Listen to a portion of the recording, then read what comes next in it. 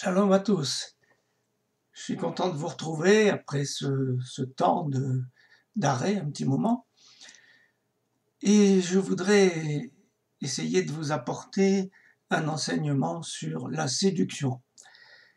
Mais d'abord, si vous voulez bien, nous allons prier pour remettre ce moment au Seigneur et lui demander son aide. Père éternel, nous te bénissons parce que tu es le maître du monde. Il n'y en a point d'autre. Et nous voulons le reconnaître, Seigneur. Tu es le maître du monde et tu diriges toutes choses. Aussi, Seigneur, nous voulons nous soumettre à toi et te demander ton aide. Nous avons besoin de toi, ton Saint-Esprit, parce que sans lui, nous ne pouvons rien faire. Sans toi, nous ne pouvons rien faire. Merci de nous conduire, Seigneur, dans ces moments, de nous inspirer et d'ouvrir nos esprits pour que nous puissions recevoir de toi l'enseignement. Amen. Ce sujet, vous savez, c'est un sujet, je m'excuse par avance parce que je pense que ça va être assez long. Ceux qui n'ont pas la patience, eh bien, il faudra peut-être regarder en 2 fois, si vous y tenez. Mais vous savez que c'est un sujet qui est important, qui est souvent traité dans le monde chrétien et qui est finalement devenu assez banal de parler de la séduction, surtout de la séduction finale. Mais il est important d'y réfléchir parce qu'il se passe des événements dans le monde qui sont importants, qui sont graves. Vous vous en rendez compte, on dirait que le monde est devenu fou et que les choses simples deviennent compliquées et surtout très troubles. Je vais commencer par vous parler de religion et puis nous avancerons pour essayer de comprendre le mécanisme. Vous savez que les religions du monde sont très nombreuses. Je pense qu'on ne saurait les compter. La raison, c'est que l'être humain ne sait pas comprendre ou changer quelque chose dans son quotidien sans faire appel à des divinités inventées depuis la nuit des temps. Alors, il multiplie les offrandes, les prières, les mortifications pour obtenir des faveurs, des délivrances, des guérisons, et il y a une multitude de dieux sur terre. De toute manière, quoi qu'on fasse, dans l'esprit humain, l'Éternel a placé le besoin de croire en quelque chose ou en quelqu'un. Les uns se disent athées, mais au fond, ils croient quand même dans la science ou dans l'être humain. D'autres se sentent bien qu'il existe un créateur, mais ils ne savent pas vraiment qui il est. Est-ce que c'est une force? Est-ce que c'est une énergie? Est-ce que c'est un Dieu qui éventuellement d'ailleurs serait mort depuis? Etc., etc. Actuellement, il y a une idée simple qui court. Dans le monde des croyants, je mets ça d'une manière assez large, il existe une idée simple consistant à imaginer que le Dieu créateur serait comme une montagne, vue par les chrétiens sous un certain angle, par les musulmans sous un autre angle, par les bouddhistes encore un autre angle, parce que nous ne serions pas dans la même vallée. C'est tout bête comme idée. Bref, Elohim, Yeshua, Allah, Bouddha, Krishna, Brahman, etc. ne seraient que les différentes facettes de la même personne. Simplement, elles seraient adaptées aux populations concernées. C'est une idée simple. Puisque l'être humain a besoin de croire, cette idée de montagne unique, vue sous différents angles, elle fait son chemin. Et elle s'appuie sur un précepte très simple, très simple, c'est qu'il faut s'aimer les uns les autres. La question est de savoir si l'amour humain est capable de comprendre s'il s'agit bien de la même montagne vue d'une autre vallée, ou de plusieurs montagnes. En réalité, nous savons bien que l'amour humain est un attribut de l'âme, alors que là où les montagnes sont des êtres spirituels, puisqu'il s'agit de parler de Dieu. Donc, nous sommes à deux niveaux différents. L'esprit et les sentiments, c'est-à-dire l'amour, l'âme. Eh bien, laissez-moi vous dire que l'âme n'a pas la capacité de juger si la montagne est la même ou pas. Parce que l'âme n'a pas la capacité de juger de l'esprit. Vous savez, dans mon métier, j'ai connu de très braves gens de religion musulmane. J'en connais encore. Et d'autres personnes qui se disaient athées et qui étaient bien plus aimables que certains chrétiens, bien plus dévoués aussi. Mais la question, elle n'est pas là. Parce que le problème n'est pas d'ordre sentimental, il est d'ordre spirituel. Je voudrais vous parler du dieu de la Babylone finale. Vous savez que Jean-Marc Taubois est décédé et juste avant sa mort, il a eu le temps d'écrire un livre qui s'appelle L'Antichrist, qui est publié à la CLC à Emmet Éditions, et je vous conseille sa lecture. Il explique que les puissants de ce monde sont en train de mettre au point un énorme système informatique, ça vous le savez, et qui sera capable de répondre à pratiquement toutes les questions que les hommes se posent. Et pour cela, il se sert évidemment de l'intelligence artificielle et du transhumanisme.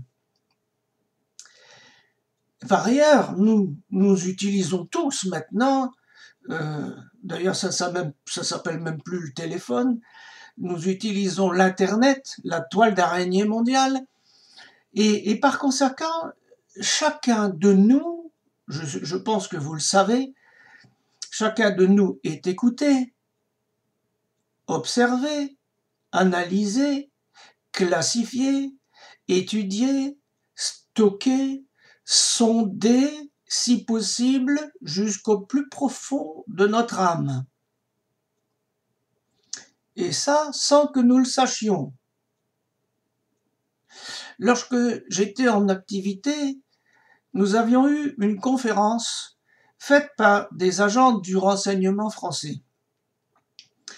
Ils étaient venus nous mettre en garde contre les réseaux sociaux et autres systèmes informatiques d'écoute, de piratage, d'intrusion, parce que nous faisions partie des chercheurs et que nos écrits ne devaient pas être disséminés partout, parce que ça avait une certaine valeur. Il faut se méfier des réseaux sociaux. Mais je voudrais vous dire, est-ce que vous savez que en 2005, ça fait donc 16 ans de ça, il s'en passe du temps, 16 ans, deux services secrets associés, je ne vais pas vous donner leur nom, mais c'est publié, ont réussi à partir d'un bateau de pêche qui était dans les eaux californiennes.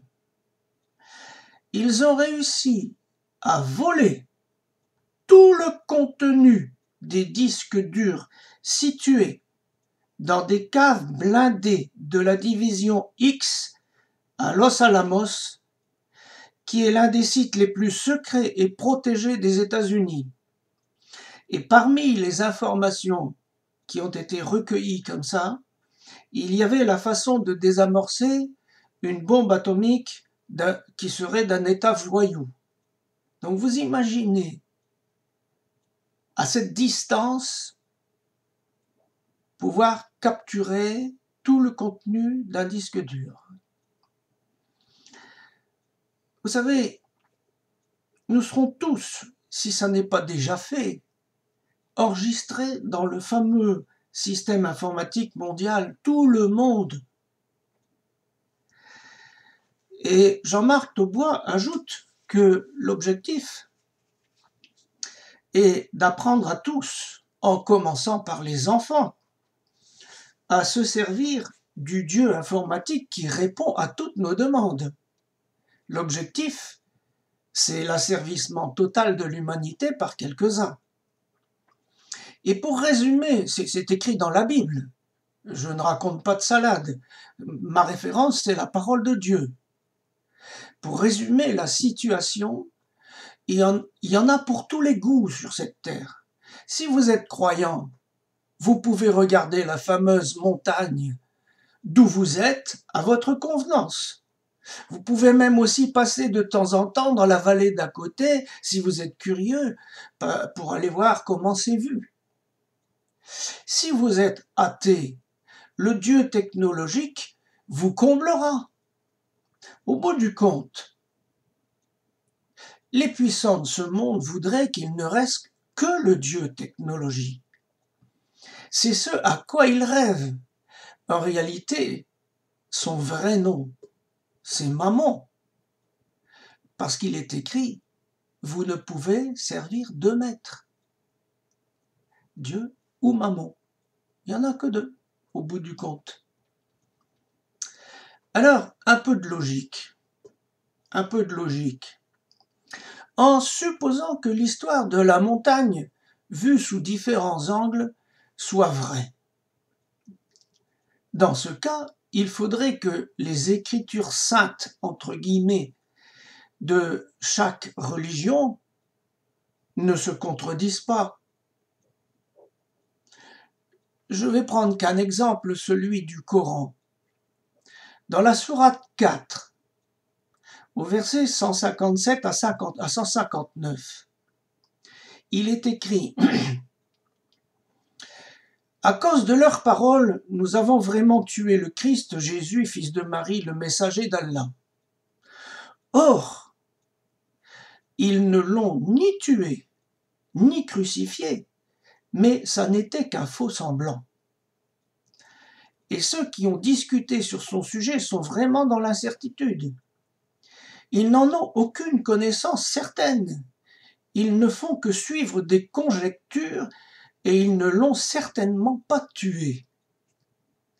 Mais Allah l'a élevé vers lui et Allah est puissant et sage. Il n'y aura personne parmi les gens du livre qui n'aura pas foi en lui avant sa mort.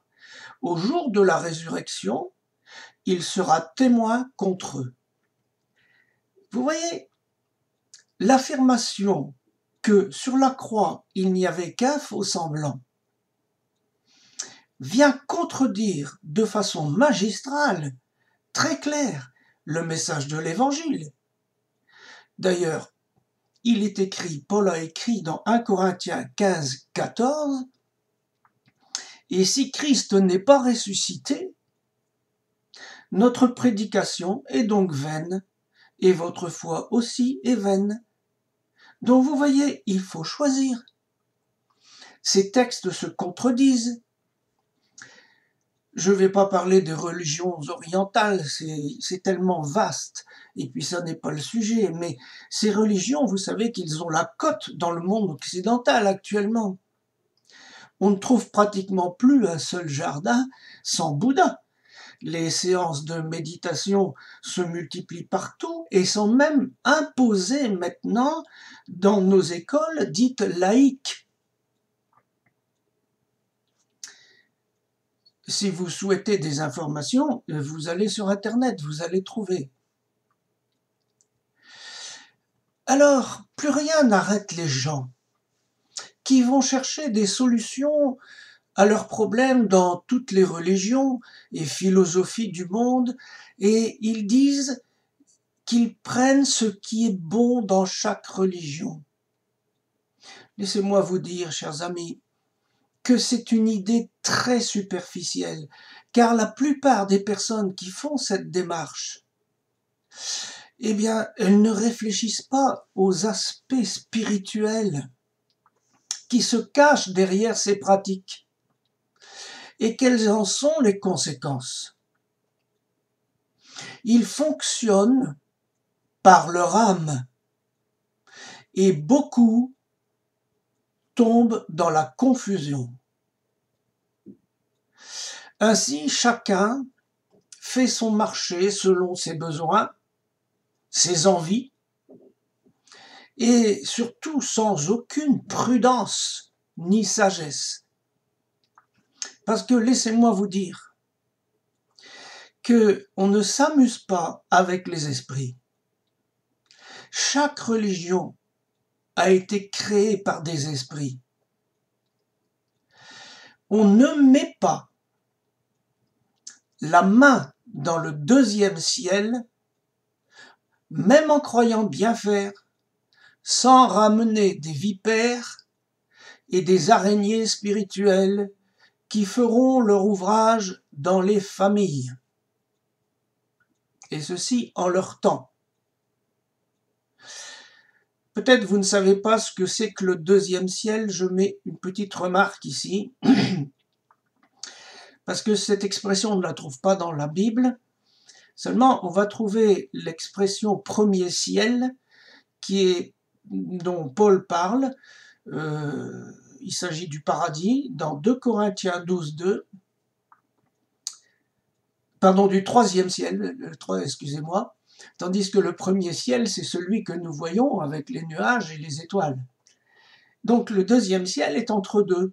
Et le deuxième ciel, c'est celui où Satan a été jeté de la montagne de Dieu en attendant d'être jeté sur terre.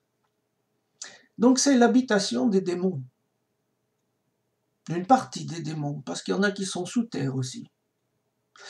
Je voudrais vous dire, ma propre mère, qui était catholique, nous étions catholiques quand nous étions enfants, elle n'était pas gênée de faire appel à un spirit, de pratiquer le pendule et des prières aux saints, des saints décédés, pour obtenir une guérison.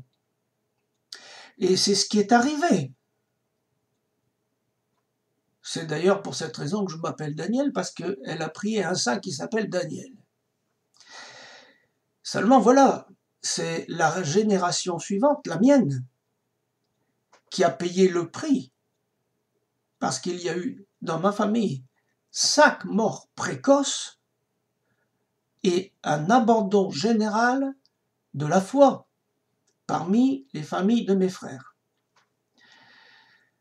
Je vous rappelle ce texte que vous connaissez tous, Deutéronome 18, versets 10 à 14, qu'on ne trouve chez toi personne qui fasse passer son fils ou sa fille par le feu, personne qui exerce le métier de devin, d'astrologue, d'augure, de magicien, d'enchanteur, personne qui consulte, qui évoque les esprits ou dise la bonne aventure, personne qui interroge les morts. Car quiconque fait ces choses est en abomination à l'Éternel. Et il ajoute un peu plus loin, il parle d'Israël, mais nous faisons partie du peuple de Dieu.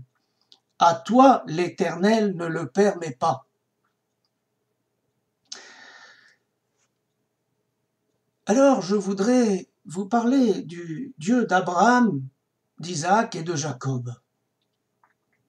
Ce Dieu est encore appelé le Dieu d'Israël, vous savez, et il est désigné par près de 100 noms, entre guillemets, dans le Tanakh.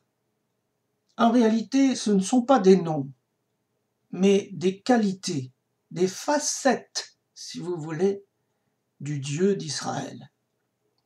Et les 2 plus importantes sont Yod et Vavé, qu'on peut traduire de 3 façons, les 3 sont bonnes. J'ai été, je suis, je serai. Et puis Elohim qui est le créateur et juge. Je vous reporte, si vous avez du temps, à l'étude sur le Père Céleste. Dans le royaume de Cyrus, il y avait beaucoup de dieux, multitude de divinités. Mais voyez-vous que Dieu, le choisit comme Machiar. Cyrus a été choisi comme Machiar. Et il lui dit dans Ésaïe 45, versets 5 et 6, je le dis d'abord dans la version seconde, je suis l'Éternel, c'est-à-dire Yod et Vavé, et il n'y a point d'autre hors moi, il n'y a point de Dieu, c'est-à-dire d'Élohim. Il dit ça à Cyrus, qui avait d'une multitude de dieux. Dans la version Chouraki, moi, Yod et Vavé Adonai, nul autre, sauf moi, pas d'Élohim. J'ajoute un autre verset qui est Ésaïe 43, 11. Dans la version Chouraki, il est dit moi-même, Yod et Vavé Adonai, sauf moi, pas de sauveur.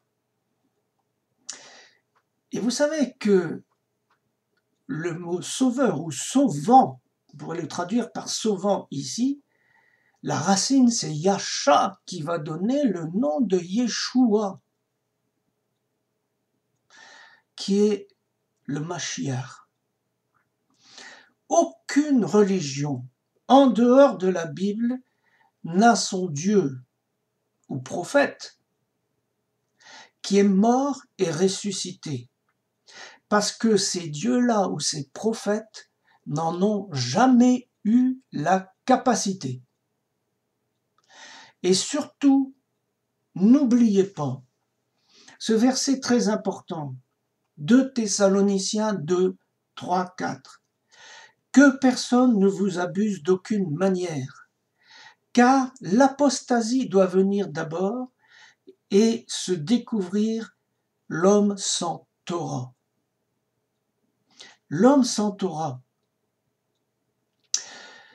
L'homme sans Torah, c'est évidemment l'Antichrist, nous le savons.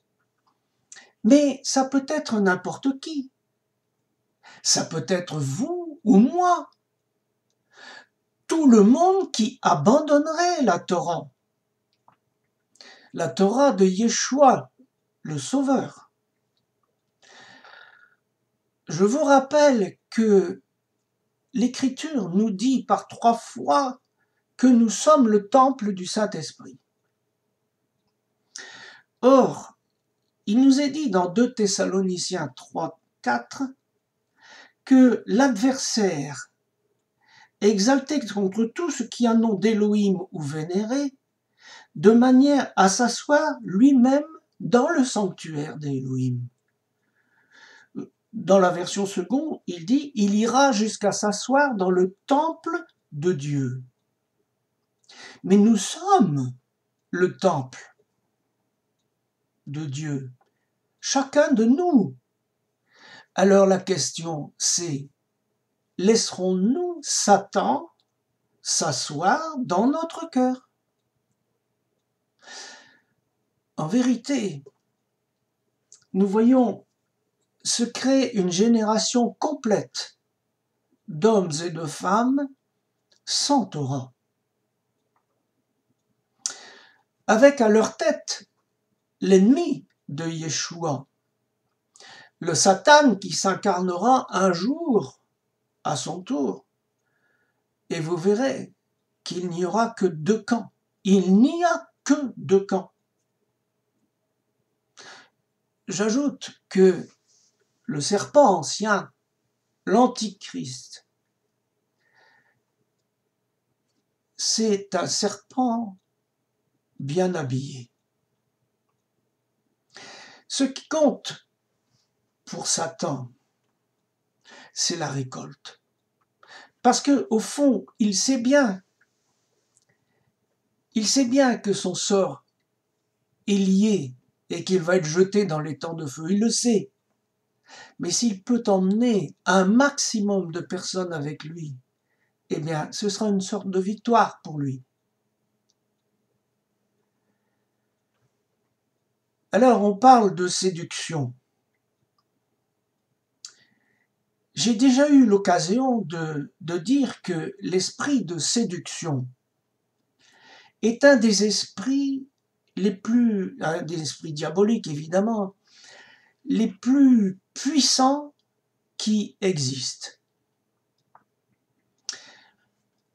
Lorsque vous êtes face à quelqu'un qui est habité par cet esprit de séduction, cette personne vous raconte ce qu'elle veut et vous êtes très fortement tenté de la croire, tellement elle est persuasive et ce qu'elle dit, écoutez bien, sent la vérité. Mais c'est faux. Et pour démonter le discours d'une telle personne, vous êtes obligé de retrouver votre sérénité, parce que vous venez de la perdre, et d'avoir recours à des preuves du contraire de ce qu'elle affirme. Comme dans une histoire policière. Mon épouse Véronique a été confrontée à sa mère qui affirmait avec beaucoup de persuasion et de calme, que la mort de sa grand-mère, qu'elle avait organisée, était le mieux qu'il y avait à faire dans ces circonstances. Pendant quelques instants, Véronique fut déstabilisée, troublée et tentée de la croire. Et puis, elle a repris ses esprits et elle s'est souvenue que sa grand-mère n'était pas malade, mais avait simplement subi une opération du col du fémur et que la mise à mort avait été organisée par sa mère aidée d'un médecin à l'hôpital et que elle, Véronique, avait vu de ses yeux sa grand-mère souffrir par manque d'hydratation, parce qu'il n'y avait pas de perfusion, et lorsqu'elle lui passait un coton imbibé d'eau sur la bouche, elle suçait comme quelqu'un désespéré pour aspirer l'eau. Et puis, elle est tombée dans le coma final dû à la déshydratation. Et vous voyez que seule la preuve, le souvenir, a permis de sortir du piège. Si elle s'était appuyée sur son ressenti du moment, c'est-à-dire son âme, elle aurait accepté le mensonge. Eh bien, il en est de même avec tout ce qu'on peut nous raconter sur les croyances de ce monde. Il faut opposer des preuves, quelque chose de solide pour contredire ces idées-là. Si vous êtes réellement né de nouveau, la seule preuve opposable à la séduction du diable, c'est la Bible dans son entier, sans rien retirer, ajouter ou transformer. Souvenez-vous que lors de la tentation dans le désert, Yeshua s'est opposé au diable lui-même en répondant 3 fois « Il est écrit ». Je voudrais vous lire un petit passage du livre Placebo qui n'est plus édité. C'est pour ça que je me permets de vous le lire. Il est écrit en 1983, si j'ai bon souvenir, par l'auteur Howard Pittman, qui explique que son expérience, il est mort, il est allé aux cieux et il est revenu. Et voilà ce qu'il écrit dans un passage. Sachant que Dieu seul pouvait me rendre la vie et différer l'heure de ma mort, je fis cette étrange prière. Il était chrétien, évidemment. Ô Dieu, je veux paraître en ta présence et défendre ma cause. Je désirais que Dieu allonge la durée de ma vie dans un tout autre lieu, et à toute autre heure, une telle prière aurait été déplacée. Cependant, Ces circonstances avaient été prévues par Dieu pour servir à son dessein. C'est le Saint-Esprit qui inspira cette prière. Après l'avoir faite, j'entendis une voix. Oh, quelle voix! Il n'est pas de vocabulaire sur terre pour décrire ce que j'ai entendu. Cette voix m'hypnotisait et m'attirait irrésistiblement. Le ton était si doux et si beau que j'ai cru que Dieu me parlait. C'est Dieu, pensai-je. Il a entendu ma prière et me répond à présent. La voix continuait à me dire « Arrête, ne respire pas. Cela va être fini. Enfin le repos et la paix. » Elle ne cessait d'affirmer qu'il me suffisait d'obéir et qu'ainsi j'aurais enfin tout ce dont je pouvais avoir besoin. Au stade où j'étais parvenu, je commençais à céder, à réduire mes efforts pour respirer. Après tout, c'était la première fois que j'entendais une voix surnaturelle, audible. C'est pourquoi vous pouvez comprendre à quel point j'étais captivé. C'était une si belle voix qu'aucune parole humaine ne pouvait décrire. Le ton même de la voix me disait qu'il s'agissait bien de la voix de Dieu. Imaginez alors mon désir d'obéir à cette voix. Aussi commençai-je à réduire mes efforts pour respirer. Ensuite, ce qui se produit fut rapide comme l'éclair. Je dis non. Et ce qui est écrit dans le livre de Jacques se produisit. Résistez au diable et il fuira loin de vous. La voix que j'entendais appartenait à Satan et non à Dieu. Vous voyez, la séduction, c'est puissant. C'est très puissant. Alors maintenant, je voudrais vous reparler de Shimshon, Samson si vous préférez. J'en ai déjà parlé dans une étude qui s'appelle Samson, un message pour notre temps, mais je voudrais approfondir un petit peu un passage. C'est un exemple tellement typique, qu'il est bon de le rappeler. Dans Juge 16, on peut lire la chose suivante. Je prends la version Chouraki.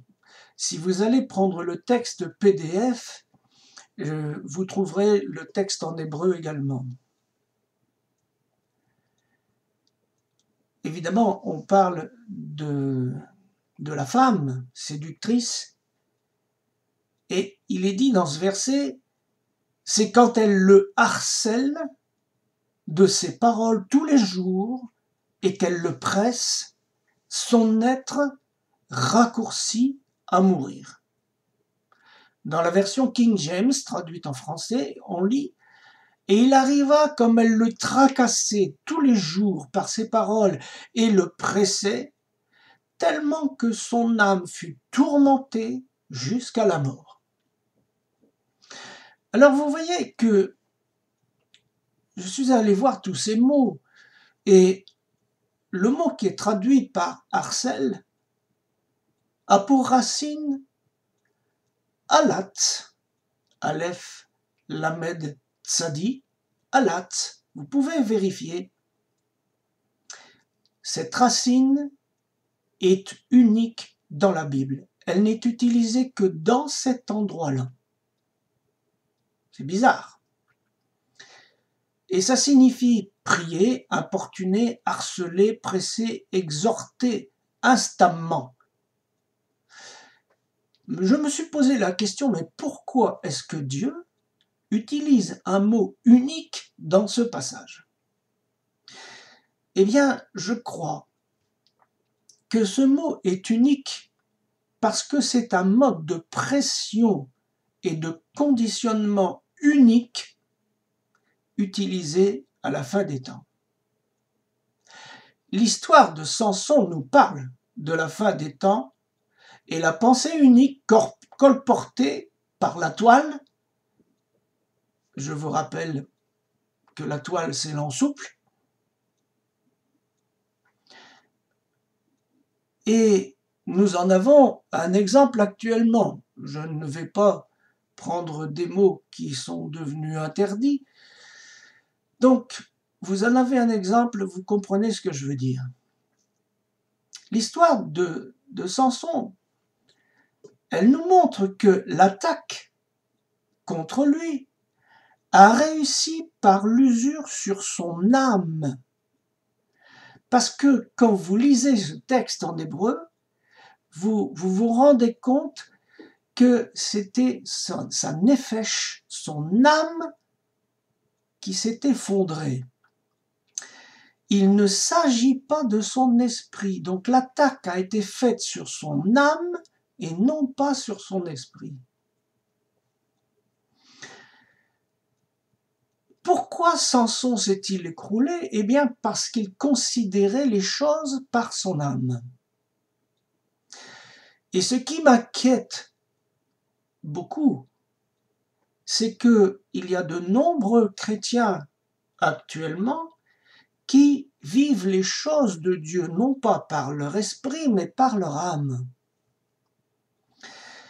Et je voudrais vous lire un petit morceau du livre de Jean-Marc Taubois, le dernier, qui s'appelle L'Antichrist et que je vous conseille fortement. Il dit dans un passage la chose suivante. Ceci montre que l'on réagit aujourd'hui comme les gens du monde sur le plan de l'émotion. On est fixé non plus sur le solide fondement de la parole de Dieu, mais sur une espèce de religion de l'émotion, du ressenti. Finalement, comme le disait un pasteur récemment, le sentiment. C'est ainsi que l'Église devient une juxtaposition d'individus, non pas véritablement ce corps uni dont nous parle l'apôtre Paul, mais des individus qui sont conduits par cette volonté personnelle qui est considérée comme le bien le plus précieux. C'est ce que je veux qui doit avoir la priorité dans l'Église. Il faut que l'Église passe par ce que je veux. Voilà où nous en sommes. Précisons qu'il existe dans le Tanakh un anagramme de Alat. Alat, qui est le mot harcelé dont j'ai parlé. Il y a un anagramme qui est Hatzal. Et Hatzal veut dire attaché au sol. Et vous voyez que le harcèlement final a pour but de nous attacher aux choses du monde. Le but, c'est ça. Mais regardez ce qui est arrivé à Samson. Parce que le mot qui suit dans la phrase a pour racine katsar, et katsar veut dire raccourcir, tourmenter. Mais il a encore un autre sens. Il a le sens de moissonner. Et ça veut dire que lorsque l'âme, puisqu'il fonctionnait par l'âme, s'est écroulée, l'âme de Samson a été moissonnée. C'est tout ce que le malin veut pour nous. C'est tout ce qu'il veut. Il ne faut pas vivre par son âme, mais par l'esprit. Je voudrais donner un petit peu de précision sur le vœu de Nazir,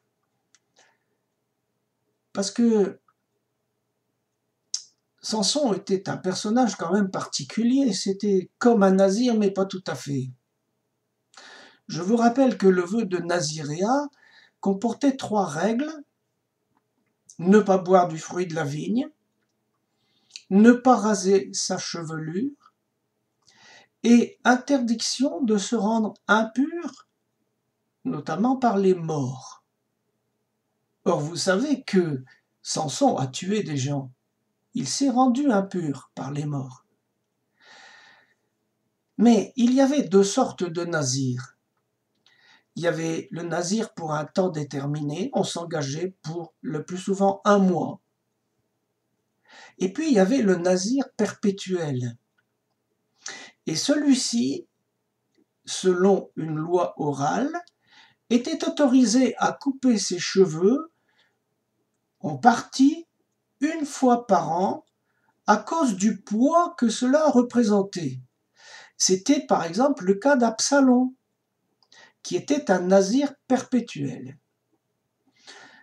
Concernant Samson, selon une loi orale, il n'a jamais fait le vœu de nazir. Mais il avait un statut particulier parce qu'il avait la possibilité de se rendre impur par la mort de ses ennemis.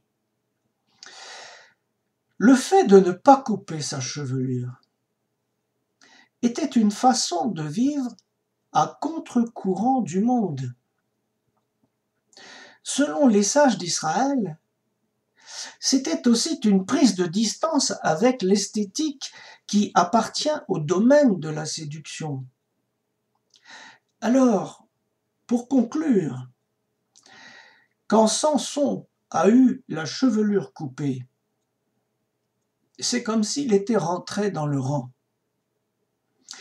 Il n'avait plus de force, plus de consécration. Je voudrais vous parler du principe de la séduction. C'est tellement puissant. Bien sûr, vous savez qu'il y a une séduction légitime et juste dans le couple. C'est pas de cela dont il s'agit dans cette étude, vous le savez. Mais vous comprenez maintenant que la séduction du malin doit passer par l'âme, car c'est elle qui gouverne la volonté et les décisions de l'être humain. Par conséquent, la séduction va jouer sur tous les attributs de l'âme jusqu'à ce qu'elle trouve une entrée, une faille qui va permettre d'emmener, de moissonner l'âme. Alors ça peut passer par l'amour, l'amitié, la tranquillité, la peur, regardez actuellement, l'angoisse, la haine, le désir, la convoitise, l'orgueil, la lassitude, le courage, les menaces, etc. Tout ce qui touche à l'âme. On dit qu'il y a 6 sentiments de base: la joie, la tristesse, la peur, la colère, le dégoût et la surprise. Bref, la séduction diabolique utilise toutes les techniques possibles pour arriver à moissonner notre âme. Ensuite, cela devient de la manipulation, car un bon manipulateur est d'abord un bon séducteur. L'un ne va pas sans l'autre. On n'attire pas les mouches avec du vinaigre, vous comprenez? Alors, le rôle de la séduction diabolique est de neutraliser la capacité de jugement de l'âme. Quand l'âme ne sait plus juger, eh bien, elle se laisse manipuler et c'en est fini pour elle. Le matraquage subi par Samson, dont le nom, je vous rappelle, signifie petit soleil, a fini par l'affaiblir de telle sorte qu'il a révélé son secret à Delilah, et ça a été sa perte. Je rappelle que le nom de Delilah signifie faible, coquette, coquette. Mais le mot hébreu commence par la lettre Dalet. Et la lettre Dalet, ça veut dire porte. Et ensuite, nous avons Leïla. Et Leïla, ça veut dire la nuit. Donc, en décomposant le nom de Delilah comme ça, eh bien, vous vous rendez compte que Petit Soleil était confronté à la porte de la nuit. Donc, la femme séduisante était la porte des ténèbres. Et c'est ainsi que Samson a eu les yeux crevés. Il n'a plus jamais retrouvé la vue, c'était fini. C'est-à-dire, il a perdu le discernement. Ça a été terrible et définitif. Je voudrais vous faire remarquer encore une chose. Les cheveux de Samson, à un moment donné, ont été attachés physiquement à l'ensouple. Et l'ensouple était sur une machine, un métier à tisser. Et l'ensouple, en anglais, se dit web.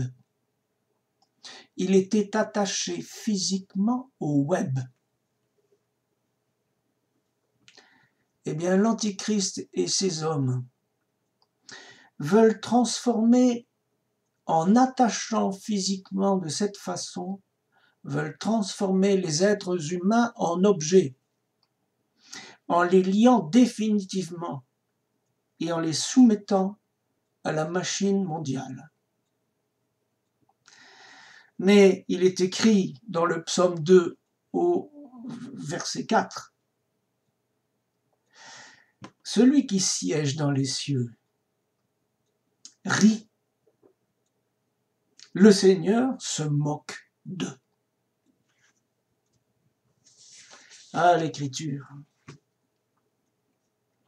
Alors, la technique de matraquage et de désinformation est utilisée depuis longtemps par les publicitaires, les politiciens, les militaires, les dictateurs, les influenceurs de tout poil, et bien entendu l'Antichrist et ses acolytes. De nos jours, cette méthode, elle est devenue instantanée et planétaire. Ce qui fait que la tempête humaine peut exploser d'un jour à l'autre. N'importe quand. Voyez le nombre d'émissions sur un certain sujet actuellement. On dit tout et son contraire, c'est le brouillard.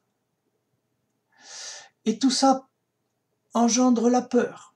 Et quand on a peur, on perd ses moyens et son jugement. Et cette action a pour objectif de nous retirer le discernement et de moissonner notre âme. Voyez, quand on demande aux chrétiens leur avis concernant cette petite injection, les uns disent que Dieu leur demande de le faire, et d'autres disent que Dieu leur demande de ne pas le faire.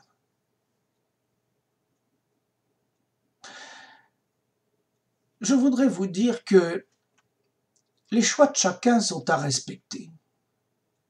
De la même façon que Dieu respecte infiniment notre liberté. Dès que quelqu'un fait pression sur un autre pour l'obliger à agir selon sa volonté, contre sa volonté, il utilise les méthodes de l'ennemi. Il nous est dit, soyez prudents comme les serpents. Ne vous laissez pas manipuler. Par conséquent, je voudrais vous dire, ne vous battez pas entre frères et sœurs parce que les uns ont choisi ceci et les autres cela. c'est un danger pour le corps de Christ. Mais c'est évident que la question qui se pose est la suivante. Dieu peut-il dire une chose à l'un et son contraire à l'autre? Alors on peut répondre de deux manières. Si effectivement Dieu parle dans les deux cas, ça signifie que la réponse dépend de la situation personnelle de chacun. À l'un il dit ceci, à l'autre il dit cela. Deuxième possibilité, si ce n'est pas Dieu qui a parlé, c'est qui alors? Est-ce que c'est un esprit? Est-ce que c'est l'esprit humain? Est-ce que c'est l'âme de la personne? Que pense Dieu réellement de cela? Vous comprenez que pour être réellement dirigé par Dieu, dans la situation actuelle, il faut avoir appris à passer du temps avec lui. Pour recevoir de véritables convictions venant de lui, eh bien, il faut être imprégné de la Torah, il faut une grande intimité spirituelle. De nombreux moments passés seuls en silence devant l'Éternel. Le Rav Ben Chetrit, il a donné une parole que j'ai notée. Il dit « Plus on baisse en intériorité, plus la machine prend la place. » Les personnes qui sont dominées par leur âme ont l'impression d'avoir des certitudes, mais celles-ci ne viennent pas de Dieu, elles viennent du ressenti de leur âme, très influencée par les informations du monde. Ces certitudes sont évidemment fragiles car l'âme est par nature instable.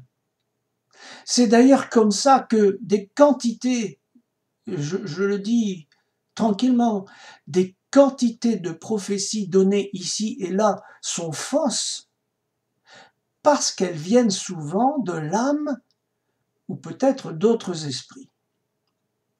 Vous savez qu'il en est de même pour les personnes qui disent « je sens la présence de Dieu », par exemple pendant la louange.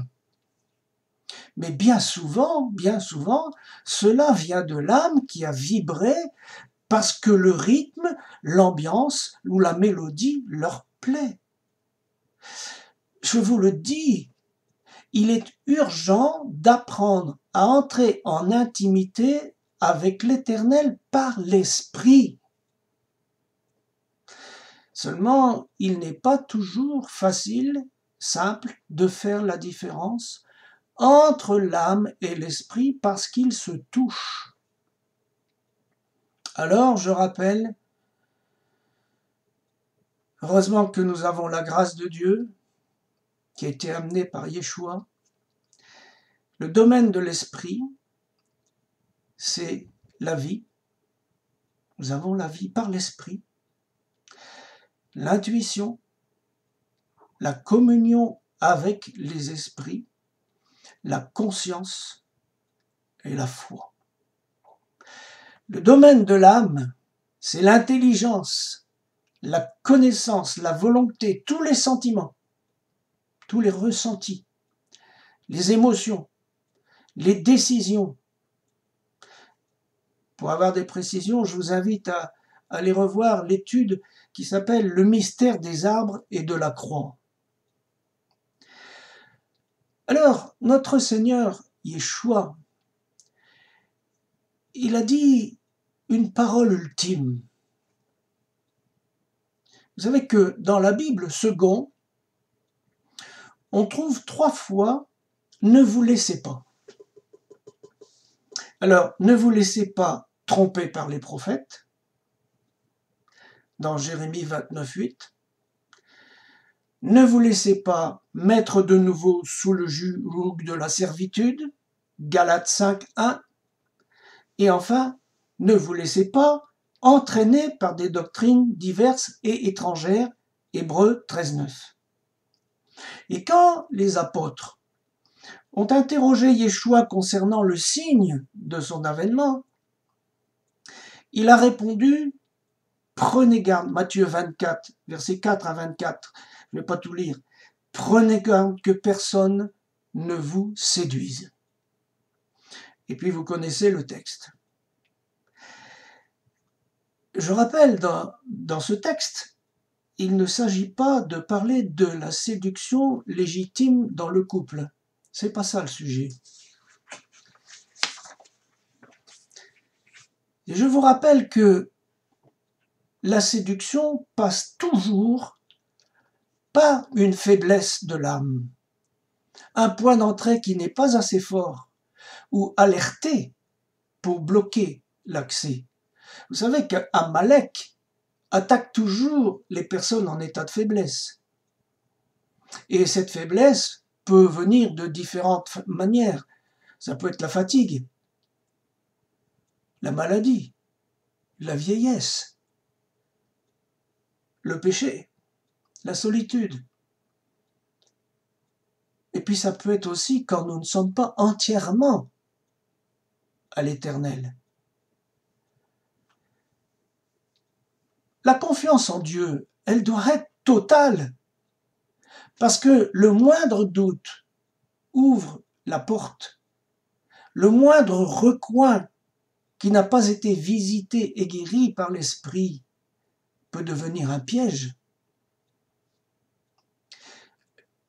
Si nous sommes attachés à quelque chose du monde, même petite, plus qu'à Dieu, nous sommes en danger.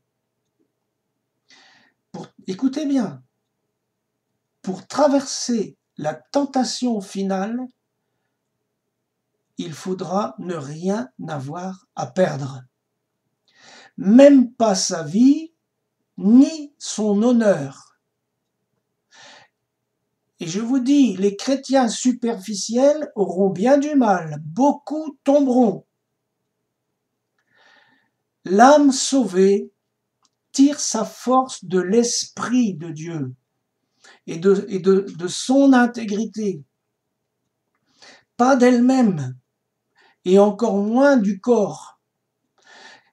Franchement, si vous pensez tenir par vos propres forces, alors vous êtes perdu. Je voudrais prendre l'exemple de Daniel, le prophète Daniel. Dans le monde, comment fait-on pour faire tomber un espion ennemi? On enquête sur lui, on cherche ses faiblesses, et ensuite, on lui glisse une peau de banane juste au bon endroit, dans une de ses faiblesses. Vous savez qu'on dit que 95% des hommes tombent par le sexe. C'est une méthode très utilisée depuis la nuit des temps dans les services de renseignement. Si un jour, une calomnie publique contre vous est lancée, comment allez-vous résister et garder la paix si vous n'êtes pas droit devant Dieu et si vous n'êtes pas en communion d'esprit avec lui? Vous savez que Daniel signifie Dieu est mon juge, pas les autres. Comment le prophète Daniel a-t-il résisté aux satrapes du roi Darius? Il nous est dit dans Daniel 6, versets 3 à 5, Daniel surpassait les chefs et les satrapes parce qu'il y avait en lui un esprit rouach supérieur. Alors, ils vont tout faire. Ils vont chercher une occasion d'accuser Daniel. Et il est écrit, mais ils ne purent trouver aucune occasion, ni aucune chose à reprendre parce qu'il était fidèle et qu'on apercevait chez lui ni faute, ni rien de mauvais. Dans la version Chouraki, il est dit, ils ne peuvent trouver ni tort, ni corruption, ni erreur, ni corruption. Autrement dit, par rapport au monde de son époque, Daniel n'avait aucun fil à la patte. Non seulement les satrapes jaloux n'avaient aucun dossier compromettant contre lui, mais en plus, Daniel marchait par le rouach, par l'esprit. Et pour le faire tomber, les satrapes ont dû faire autrement, c'est-à-dire en le poussant à désobéir à Dieu. Et ce sont toujours les mêmes méthodes. On connaît le stratagème qu'ils ont utilisé. Ils ont inventé une loi du monde inutile, juste pour venir en opposition à la loi de Dieu. Cette loi, c'était, il est interdit de prier un Dieu quelconque pendant 30 jours. Vous voyez, c'est une loi banale, provisoire, qui n'impose même pas d'adorer une idole ou une statue ou le roi, même pas. Donc tout le monde pouvait obéir à cette loi, en se disant que l'Éternel comprendra, parce qu'il faut se soumettre aux autorités, comme il est écrit. Tite 3.1 rappelle-leur d'être soumis aux magistrats et aux autorités, d'obéir, d'être prêts à toute bonne œuvre. Voyez-vous, pour savoir le fond du problème, c'est pas par l'âme, c'est par l'esprit, par le rouach. Et Daniel, qui connaissait son Dieu, était d'un tout autre avis que les satrapes, parce qu'il avait compris le piège. Et s'il s'arrêtait de prier son Dieu pendant 1 mois, il aurait perdu le contact avec son Dieu. Alors Daniel 6.10, lorsque Daniel sut que le décret était écrit, il se retira dans sa maison où les fenêtres de la chambre supérieure étaient ouvertes dans la direction de Jérusalem. Et 3 fois le jour, il se mettait à genoux, il priait et il louait son Dieu comme il le faisait auparavant. Alors, vous pouvez comprendre que les satrapes de l'époque ont dû peut-être insulter publiquement Daniel et le qualifier de traître.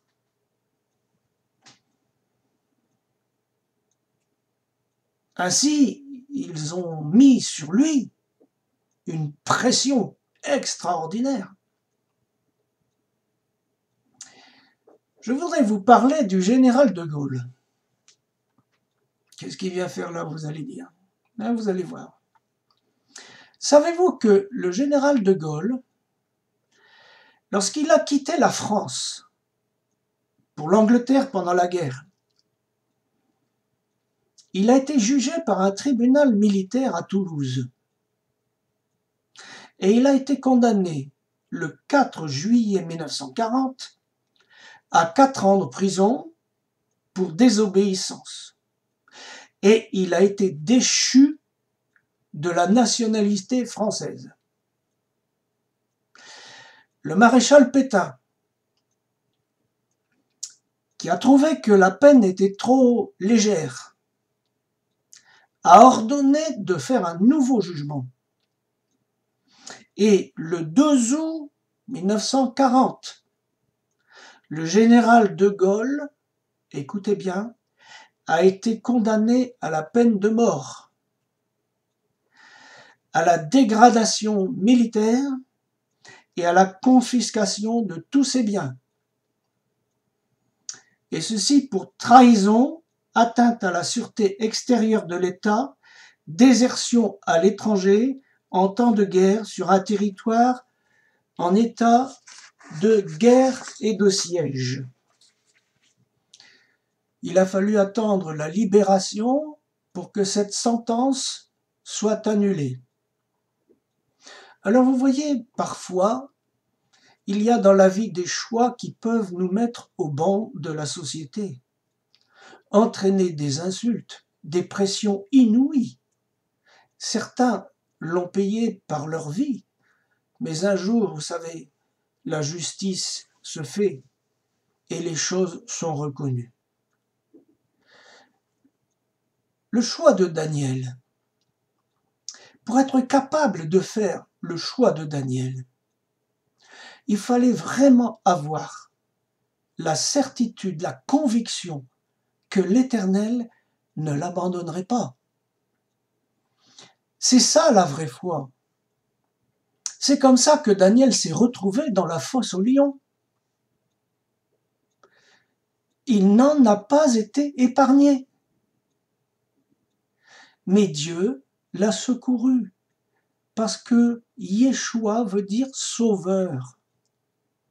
N'oubliez jamais que l'armée des cieux surpasse n'importe quelle armée terrestre et qu'il est toujours proche de ceux qui le craignent. Psaume 34, verset 8. L'ange de l'Éternel campe autour de ceux qui le craignent et il les arrache au danger. Laissez-moi vous dire une chose importante. Quand on craint l'Éternel, on ne craint pas les hommes et inversement. Souvenez-vous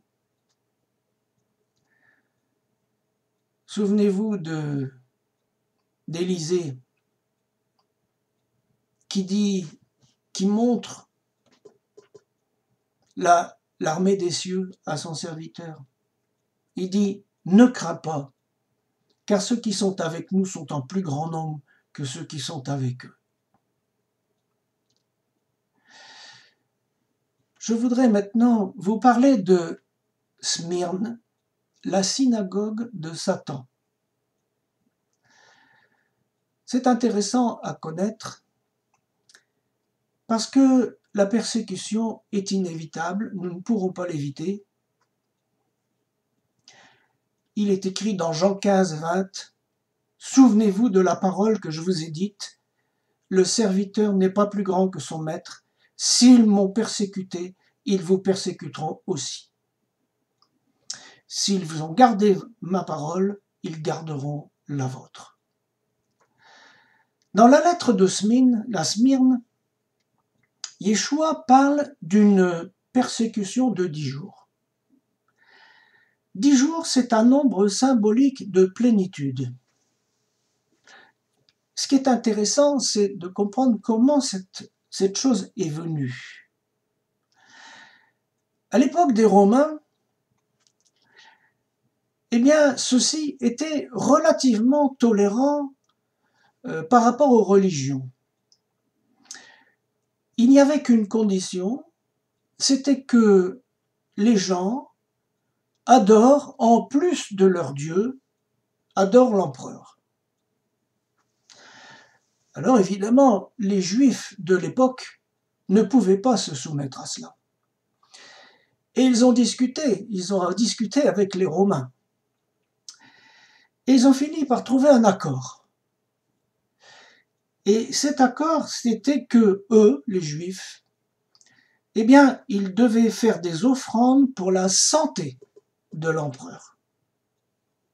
Ce qui leur permettait, évidemment, d'être relativement en paix, et ça ne les dérangeait pas d'offrir des offrandes pour la santé de l'empereur. Ils n'adoraient pas l'empereur. Quand Paul est venu parler de l'évangile à Smyrne, certains juifs se sont convertis dans la synagogue. Mais ceux qui ne se sont pas convertis ont chassé les convertis. Et jusque-là, les chrétiens, qui étaient beaucoup dans les synagogues, jusque-là, les Romains croyaient que les chrétiens étaient une secte du monde juif. Mais là, tout d'un coup, ils ont fait la différence, puisque les chrétiens se sont retrouvés dehors de la synagogue. Et le résultat, c'est que les chrétiens, juifs ou grecs d'ailleurs, n'étaient plus protégés par l'accord sur la religion juive. Ils ont donc dû choisir entre adorer l'empereur ou être mis à mort. Et c'est ce qui est arrivé pour des milliers de chrétiens. Beaucoup ont été crucifiés, dévorés par les bêtes sauvages, et même Néron faisait des allées de croix, et il mettait de la poix sur les crucifiés, mettait le feu, ça faisait... et puis il chantait des poèmes avec une guitare, une cithare, au milieu de tout ça. Donc, vous voyez que la persécution vient par des lois iniques d'apparence banale, mais qui sont insupportables pour celles et ceux qui ont la véritable foi en Yeshua Mashiach. Alors je voudrais conclure. La question qui se pose, serons-nous capables de tenir ?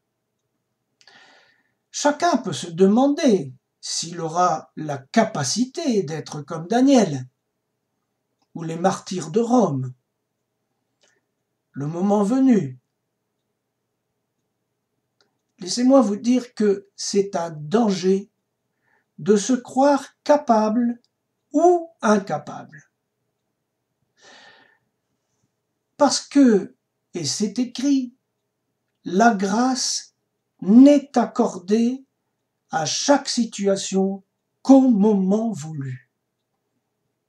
Luc 12, versets 11 et 12, quand on vous mènera devant les synagogues, les magistrats et les autorités, ne vous inquiétez pas de la manière dont vous défendrez ni ce que vous direz, car le Saint-Esprit vous enseignera à l'heure même ce qu'il faudra dire. Donc, ne vous faites pas des histoires à l'avance. Dans cette fin des temps, la persécution, c'est ce qui nous attend. C'est pourquoi je me permets encore de répéter si souvent, cherchez la face de l'Éternel. Ne passez pas de temps à des futilités. Mettez vos vies en règle. Réglez vos différends. Pardonnez et demandez pardon. Payez vos dettes autant que vous le pouvez. Mais, par-dessus tout, ne laissez plus votre âme vous dominer. Souvenez-vous de la façon avec laquelle Delilah avait lié les cheveux de Samson sur l'ensouple. Peu après, il était perdu. Ne vous remplissez pas l'âme de bêtises et de nouvelles angoissantes, mais remplissez votre âme et votre esprit de la connaissance de Dieu. Proverbe 22, versets 17 à 19. Prête l'oreille. Écoute les paroles des sages. Applique ton cœur à ma science. Car il est bon que tu gardes au-dedans de toi et qu'elles soient toutes présentes sur tes lèvres, afin que ta confiance repose sur l'Éternel. Je veux t'instruire aujourd'hui, oui, toi.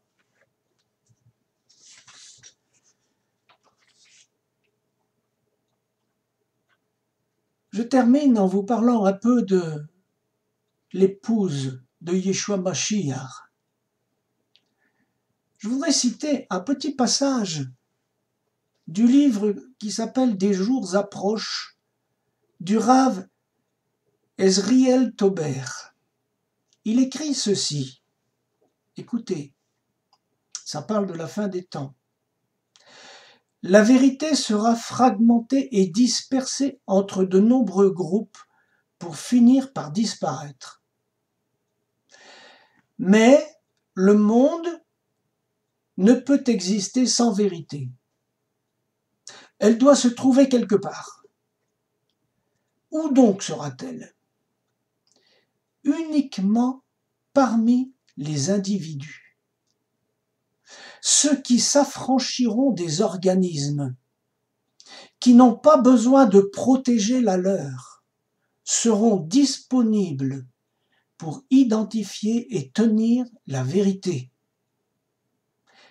Qui la cherche doit absolument devenir indépendant. J'ai réfléchi à ce texte. Le chrétien ou le juif fidèle de la fin des temps sera complètement en dehors de la pensée unique du monde. La réflexion de ce Rav peut surprendre, mais pas tant que ça. Quand nous réfléchissons à l'épouse du Mashiach, il est impossible de la constituer en organisation humaine. Impossible. Seul l'Éternel en connaît les membres dispersés ici ou là. Chaque membre de l'épouse doit avoir sa relation spirituelle intime et véritable avec l'époux et s'imprégner de sa pensée car il est la vérité. Aussi, dès lors que l'on fait corps avec la doctrine d'un groupe ou d'un mouvement spirituel, la relation spirituelle est encadrée, donc limitée, voire faussée. Je ne veux pas dire qu'il faut absolument quitter l'église locale dans laquelle vous êtes peut-être, mais simplement réaliser que les membres de l'épouse se reconnaissent entre eux comme s'ils s'étaient toujours connus, parce qu'ils forment un seul corps. Chacun doit pouvoir vivre dans la liberté que le Mashiach nous a donnée au prix de sa mort. Jean 8, 36 nous dit « Si donc le Fils vous affranchit, vous serez réellement libres. » Nous devons avoir une communion avec d'autres membres de l'épouse, parce que nous sommes membres les uns des autres. Mais seul Dieu peut organiser ces relations. Yeshua a dit ceci dans Matthieu 16, versets 15 à 18. « Et vous, qui dites-vous que je suis ?» Rappelez-vous. Simon Pétros répondit, « Tu es le Messie ben Elohim, le fils d'Elohim de la vie. » Il répond et lui dit, « En marche, Shimon, ben Bar Yona, parce que ni chair ni sang ne te l'ont découvert, mais mon Père qui est dans le ciel. Mais moi je te dis, tu es Pétros, Pierre, et sur cette pierre Pétra, je bâtirai ma communauté. Et les portes du Shéol ne seront pas plus fortes qu'elle. Avez-vous remarqué que c'est je, c'est-à-dire Yeshua lui-même, qui bâtit sa communauté? Personne d'autre que lui.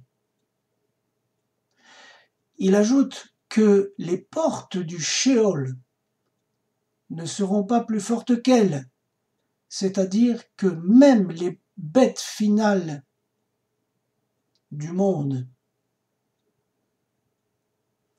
qui voudraient nous emmener au Shéol n'y arriveront pas. Que le Seigneur vous bénisse tous. Shalom, shalom sur vous. Merci Seigneur de nous garder. Amen.